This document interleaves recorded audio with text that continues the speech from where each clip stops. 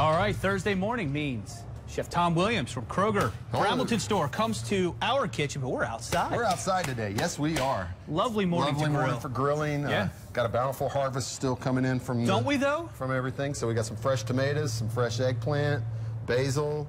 Going to make a little Caprese salad. What is this? Those are dried tomatoes. They were dry-packed dry tomatoes that I've rehydrated in boiling water.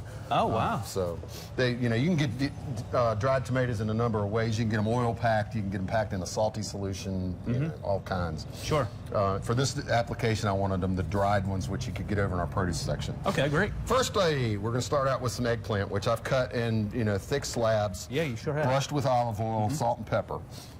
And it's going to go on the grill. It takes about 5 or 6 minutes per side to grill these Per eggplants. side? Per side. Yeah. So I started some a little earlier. I want to make sure we got everything ready. And then we're going to oil the backside. Eggplant's like a little sponge, so it takes a lot of olive oil. Right. And it's for flavor, and this is a well-prepared grill, so I'm not worried about anything sticking on it. So a little salt and a little bit of pepper. Like I say, about 4 or 5 minutes per side, and those things will be nice, easy to cut into. I'm going to put the lid down. And while that's going on, we're going to make a dressing. And these are the dried tomatoes that I had. Like I said, I brought some water to a boil, let them soak and rehydrate for about 20 minutes, drained it off. And that's going into my little food processor here. This is some fresh basil, 1 packet of it. It's about, half a cup going into the food processor. Again, a little salt and pepper. And this is about a 1/4 cup of balsamic vinegar. You can use either the white balsamic or the dark balsamic, which is what I have right there. Then I'm going to shut the lid on this, if I can get it oriented correctly. I'm just going to start it up. I don't think I've ever seen the white balsamic. I've used it here a couple times. Okay. It's in the salad dressing section.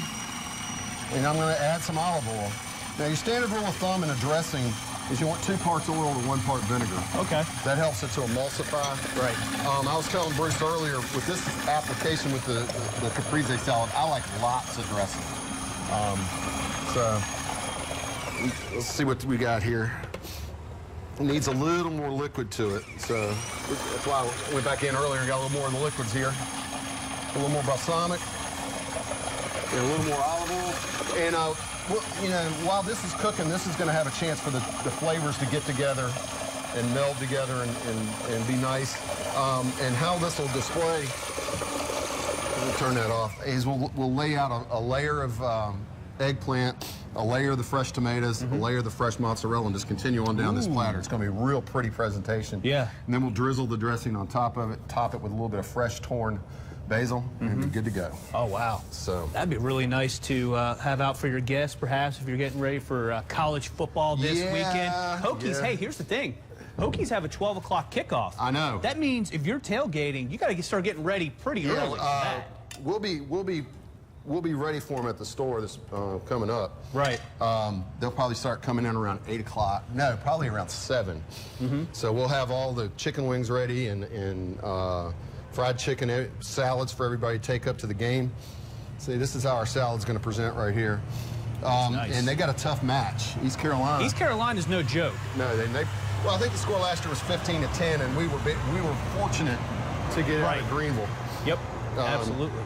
They gave South Carolina all they could handle, that's for sure. Yeah, South Carolina actually got fortunate on a really ill-advised interception there in the 3rd quarter when the game was actually a little closer than it should have been. Yeah. All right, you keep dressing this up. We'll put this recipe on our website, fox2127.com, under the morning menu. And coming up a little bit later, we will get this inside the kitchen, and we'll get it plated up for us to eat. Yeah. Right? You ready to try this thing? I am ready. I am ready, too.